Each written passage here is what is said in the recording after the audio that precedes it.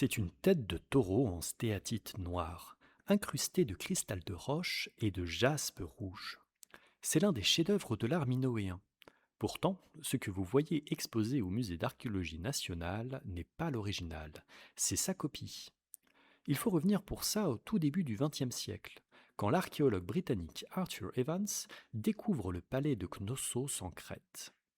Parmi les trésors qu'il met au jour, un vase à libation en forme de tête de taureau, un riton, taillé dans un seul bloc de pierre noire. On le remplit de vin qu'on laisse couler par un trou sous les naseaux de l'animal pendant les festivités. L'objet date de 1600 à 1450 avant notre ère, et il fascine immédiatement l'Europe savante des années 1900.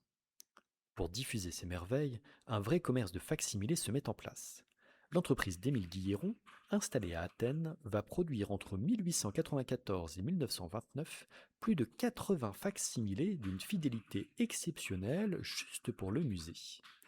Cette copie est fabriquée en plâtre patiné, avec des cornes en métal doré à la feuille et des yeux en pâte de verre.